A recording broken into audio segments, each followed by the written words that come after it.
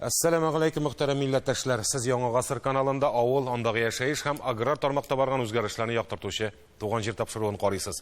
Кабат сезнең белән күрешүгә шиксез шатбыз. Бүгенге чыгарылышта игенчеләр экватор сызыгын үтте. 2 миллион тоннадан артык ашлык амбарларда. Иң күп уңыш үстергән Тәтеш районыннан безнең репортаж. Уртача район күрсәткеченнән дә югары уңыш үстергән фермер Наил Хайбуллов серләрен безнең белән дә бүлеште. Кукмара районында сыер саны тагында артачак. Уңыш хуҗалыгында яңа сөтчелек комплексына нигез салдылар. Икенче икмәк уңышы куандырырмы? Буа фермерлары бәрәңге алырга кереште. Бүгенге тапшыруның төп темалары әнә шулар.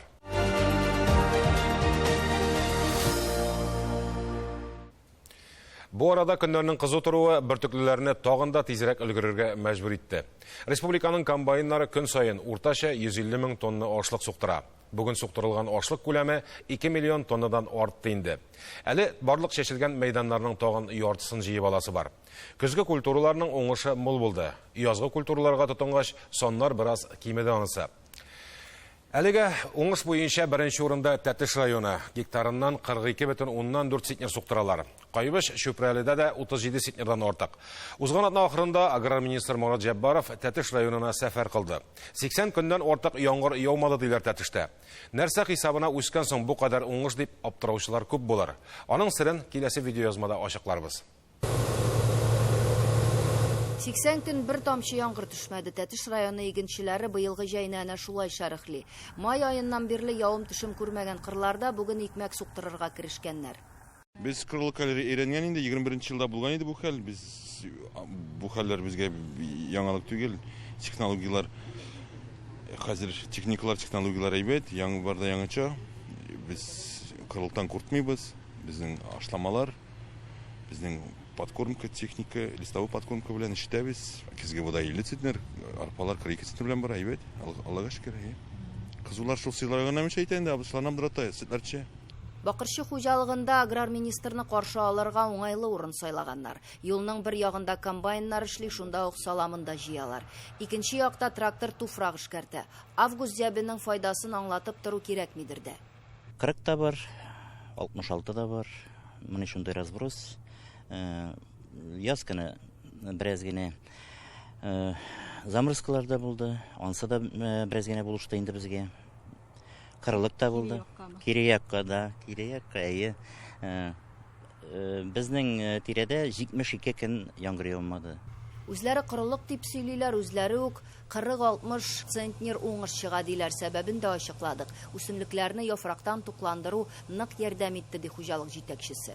Растворный узел без 5нче елны ясаган идек, бик каты булыша. Безнең һәр вакытта 80 тонна җылы су бар. Нидән? Елгадан. Без тиеп куябыз, тутырып куябыз да. И безнең постоянно 80 тонна бар. Район башлыгы белән авыл хуҗалыгы идарәсе җитәкчесе Марат Җаббаровны бүгенге эш нәтиҗәләре белән дә таныштырды. Шигендерлер, что у нас на сегодня есть. Средняя урожайность какая мы, блядь, чамалась, примерно. Знаем, кропья курсета 474 центнера на сегодняшний день. Бүген районның барлык басуларындагы хәлне ачыкларга һәм оператив карарлар кабул итәргә компьютер программалары ярдәмгә килә икән. Вот по каждой карте можем определить и сейчас даже сказать, сколько осадков было, сколько индивидуалей есть. И примерно в относительном порядке можно урожай уже... Полезная же программа. Очень полезная. Она очень нужна. По все вот эти у нас озимые все были забиты. Мы контролировали, шли. Каждому, где какая проблема есть, можно рассказать. Район башлыгы әйтүенчә, Тәтеш районы ашлык суктыруның экваторына якынлашкан. Һәм бүгенге көндә технологияның үтәлүенә карап уңышы да тиз өлгерә. Арпа да бар, 60-ның өсте белән. Көзге будай да бар, 70-ның өсте белән. Кем ничек эшләгән? Бу технология. Технологиядан бөтен нәрсә тора технологиядан. Менә яздан тотынып, менә безнең районда 1нче майдан тотынып яңгырлар булмады. 82нче көнне генә булды, 8-дән 12 миллиметрга кадәр яңгырлар. Егетләр тырышып эшләделәр. Хуҗалык җитәкчеләре бик зур рәхмәт үзләренә, хәзер җыеп алырга кирәк. Тәтеш районында уртача урожайности 43 центнердан күбрәк. Бу безнең республикада иң зур показатель дип әйтәсе килә. Чынлап та менә барыбер яңгыр бар. Монда да булмады бар. Бөтен республикада яңгыр яумады. Аңа карамастан да кайда технология эшләнгән, кайда бөтен планлаштырылган удобрениесе да, 3 мәртәбә обработкасы да 3 мәртәбә кимендә эшләнгән. Бүгенге көндә, конечно, кырлар бик матур. Рамил Хатыпович үзе район алдына куйган планны теләсә үтәп чыгабыз дип планлаштыралар. Министр белән очрашуда районның фермерлары, агрофирма җитәкчеләре һәм авыл җирлек башлыклары үзләрен борчыган сорауларны да яңгыратты. Аларга тулы җавап алуга да ирештеләр. И цены озвучили, интервенцию обещали. Интервенциялар вәгъдә ителде. Узган ел ул 3 миллион сум иде, быел 10 миллион сум була диделәр. Бәясен 16 сум куйдылар. Булыр дип ышанабыз инде. Ташламалы кредит алуга гариза язган хуҗалыкларга тагын бер мәгълүмат. Ставкасы 5-тән 7%-ка күтәрелү сәбәпле кредит бирү вакытлыча туктатылып тора. Августта бирә башларлар дип ышанабыз. Сөт бәяләре әкрен булса да арта башлады. Көз ахырларына кадәр 32-33 сум булыр дип көтәбез дип ышандырыш белдерде Марат Жаббаров. Тик аңгырчы баш санын саклап калырга кирәк. По поголовью ВПХ тоже. Шәхси хуҗалыкларыгызда 40 баш сыер кимегән. Дөрес, сөт бәясе түбән. Тик баш санына ярдәм бар бит. Халыкка аны вакытында җиткерергә кирәк. Авыл җирлекләрендә электрон хуҗалык кенәгәләре белән эшләү түбән дәрәҗәдә. Моңа игътибар итегез. Урак өсте булса да лайыклыларны бүләкләү өчен эшне бераз туктатып торырга да була. Дәрәҗәле кунак кулыннан мактау грамотасы бүләк алу үзе бер горурлык. Хәер, комбайнчыларга бүтән вакытта да хөрмәт, игътибар күрсәтелергә тиеш инде ул. У нас в агрофирме «Колос». Безнең Колос агрофирмасында хезмәт кешесенә мөнәсәбәт яхшы. Мисал өчен көзге кыр эшләре бетү белән санаторийга юллама бирәләр. Бу хуҗалыкта хатыным да эшли. Без инде 3 тапкыр Ессентукига барып кайттык. Бушка хуҗалык исәбенә.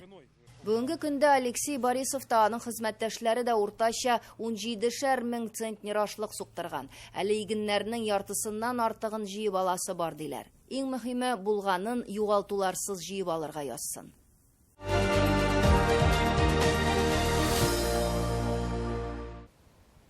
Элек игенчелектә дон тоткан Кара туфраклы Нурлат районында уртача уңыш гектарыннан 30,1 центнер чыга. Бүгін сүзебез районда эшләүче инвесторлар турында түгел, гади генә 200 гектарда иген үстерүче фермер хакында.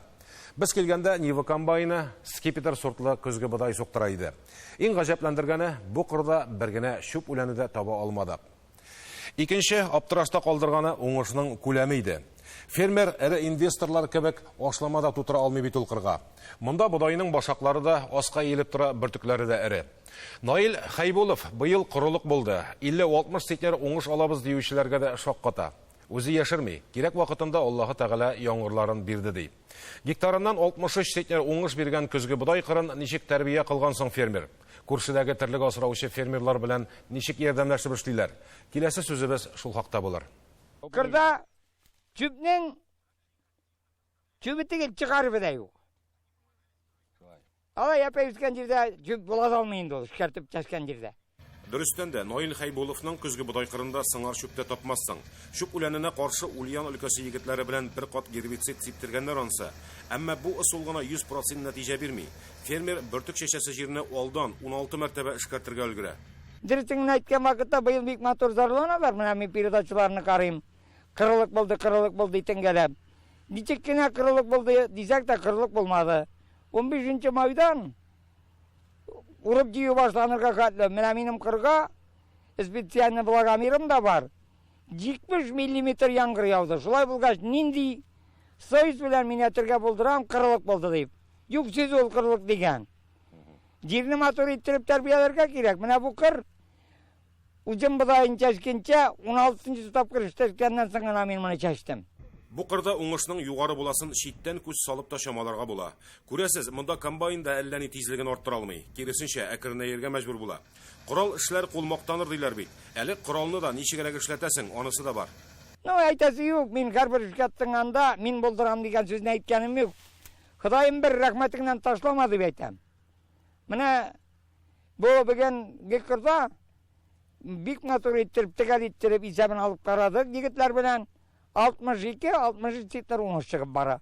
Уңышның мул булуы нинди ысул белән чәчүеңә дә бәйле. Фермер чәчкечне аркылыга буйлыга гына түгел, диагоналгә дә йөртә. Уңышның 30%-ын шушы алым формалаштыра да инде. Быйылгы һава торышыннан барыбыз да зарландык, сүз дә юк. Яңгыры булмады, төннәре салкын дидек. Баксаң, салкынча төннәр игеннәрне төрле бөҗәкләрдән сакларга ярдәм иткән икән. Анарга тагын бер нәрсә сәбәпче булды дип уйлап йөрим мин кырга чыкканнан бирле. Мен иртән кырга сәгать шул якты вакытта 4-тә 5-тә чыгам, карап уйлап йөрим.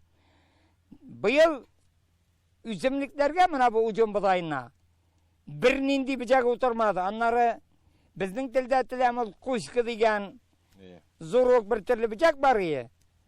Кушкының быел үзе тигел харфы да утырмады бу бөҗәкләргә.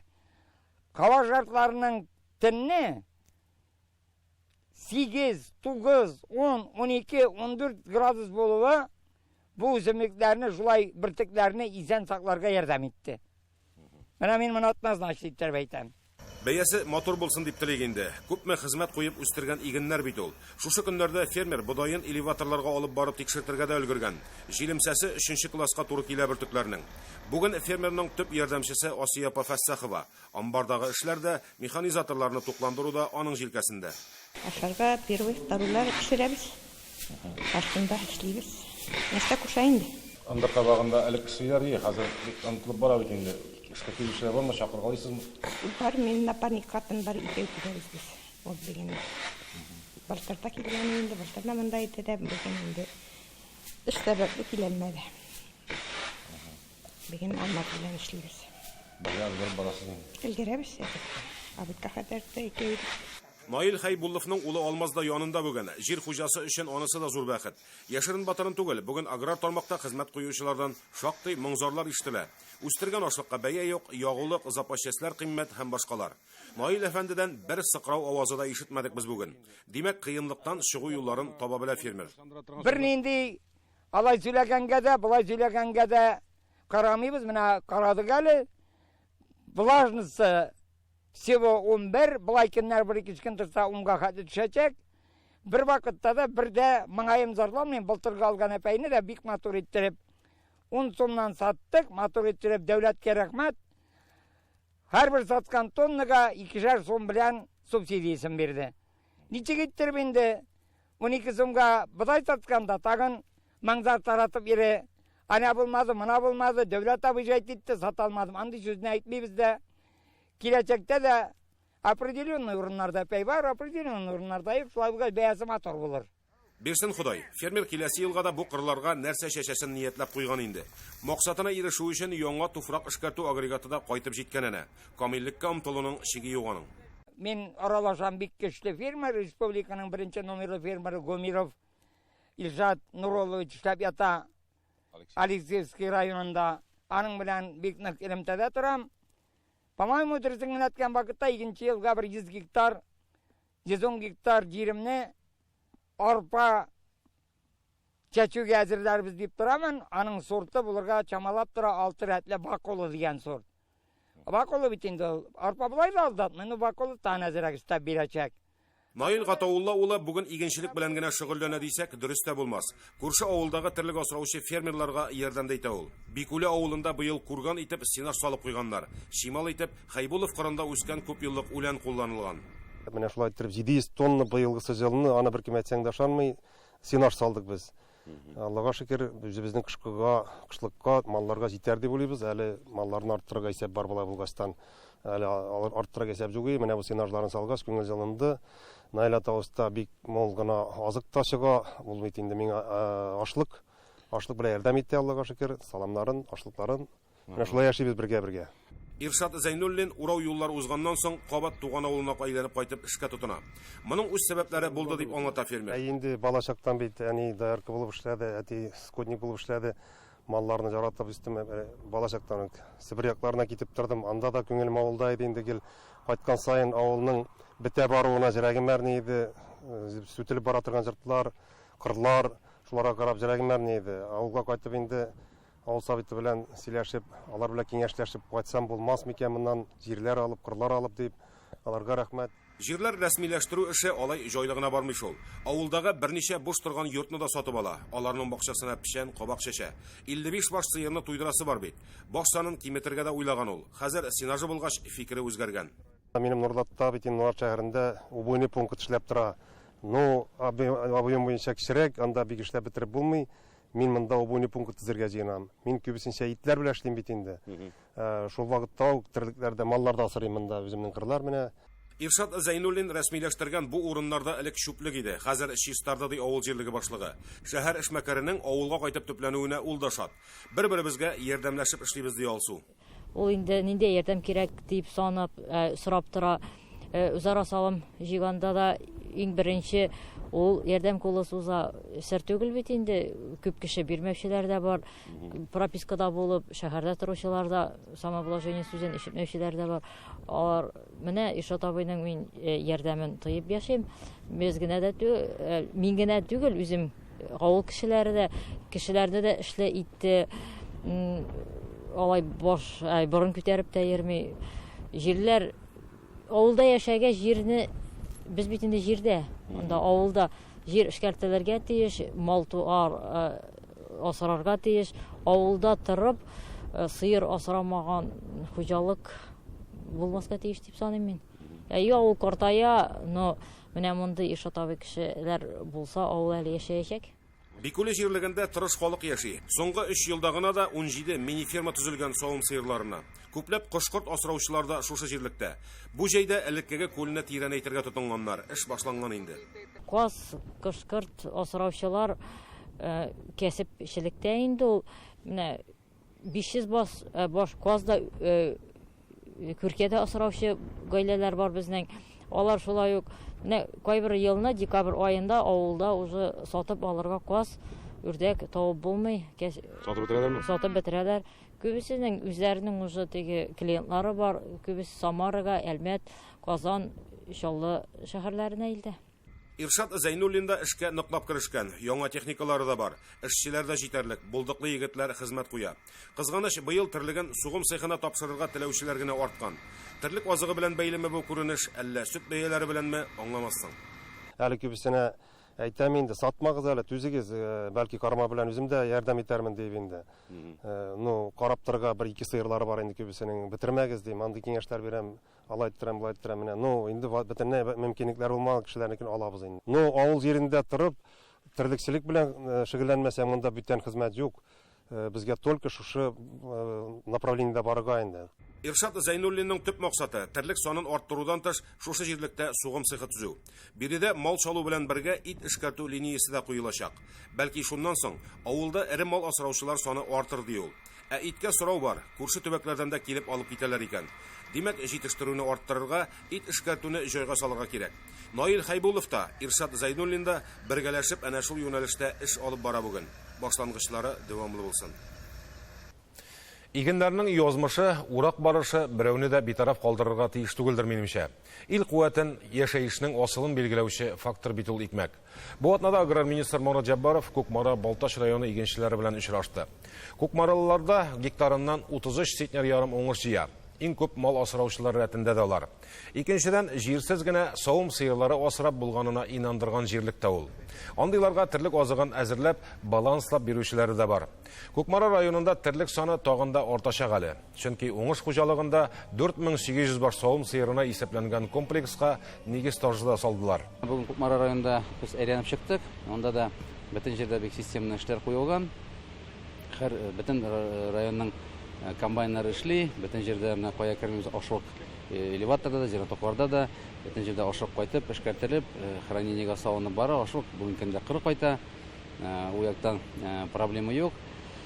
Менә бүген тагын бер зур матур вакыйга, яңа комплекс, 4800 савым сыер, 4800 башлык савым сыер комплексына бүген таш салдык. Менә бу проект безнең 23, 24, 25 елга хәтле планнар комплексны эшләтеп җибәрергә. Бүген көндә безнең федераль поддержкалары да бар, капекс бар. Бу стройканың 25% поддержкасы кире кайтарыла. Безнең республика поддержкалары да бар. Ферма төзү буенча да, юар салу буенча да, сенаж траншеялар ясау буенча да, сулар кертү буенча да бөтен программалар бар.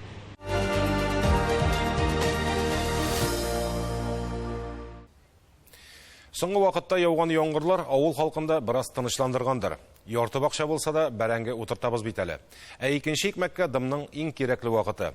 Инде бәрәңгене бер ашарлык кына булса да казып караучылар да бар. Уңышы уртача булырга охшап тора диләр. Иртә өлгерә торган сорт бәрәңге игүчеләр икенче икмәкне казый да башлады инде. Хәбәрчебез Гүзәл Хөсәйнова бу районы фермерлары Илсур һәм Илхамия Юсуповларның хәлен белешеп кайтты. Илхамия һәм Илсур Юсуповлар 18 ел инде яшелчәчелек белән шөгыльләнә. Туганнары һәм авылдашларының 105 гектар пай җирләрен алып эшкәртәләр. 60 гектарда бөртекле культуралар чәчәләр, аннан тыш фермерлар 10 гектарда кишер һәм кызыл чөгендер үстерәләр. 3 гектарда кәбестә, 20 гектарында бәрәңге үсә. 2011 елда дәүләт программасы ярдәмендә сугару системасы да урнаштырганнар. Бер-ике тапкыр яңгыр яуды инде, яңгырлар булмаса да бер су сиптердек инде бер тапкыр. Юсуповларның балалары да кичкенәдән хезмәт белән тәрбияләнгән. Балачактан ук акчаның җиңел бирелмәвен беләләр, ди Илхамия ханым.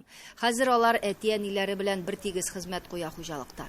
Балалар җәй буе ике кыз инде идәя пешереп тора. Кыз инде малай монда белән тракторда. Берәң чыгарта малай.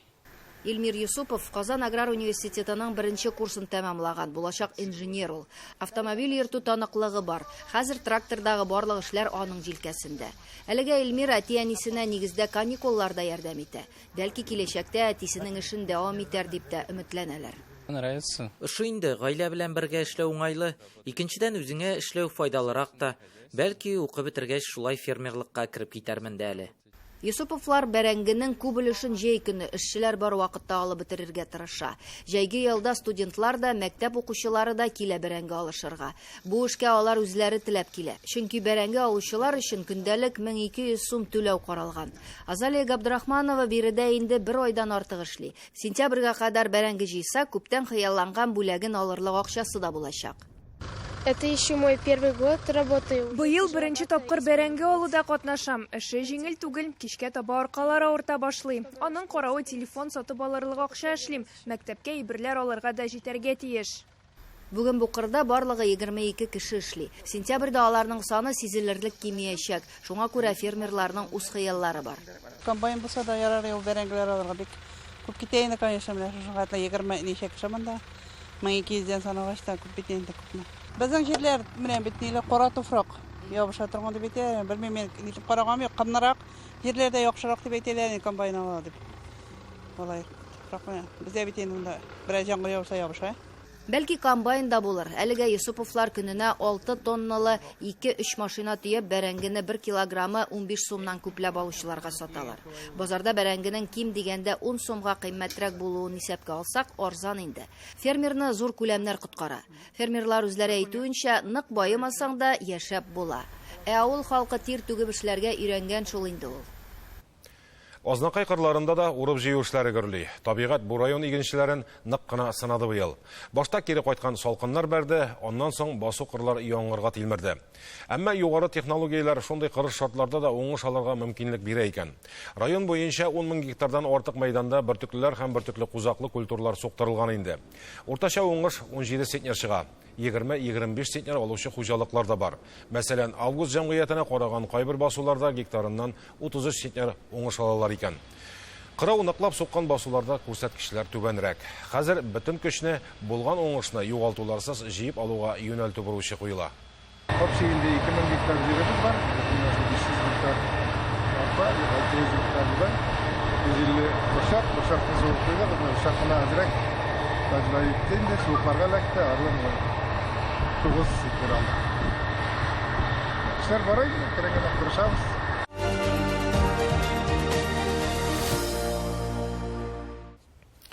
Туган җир тапшыруының бүгенге чыгарылышы тәмам. Аның чираттагысын киләсе җомга 18 сәгатьтә карарга онытмагыз. Борчыган сорауларыгызны экранда күрсәтелгән WhatsApp номерына язып юллый аласыз. Аралашып яшик, исәнлектә күрешергә язсын.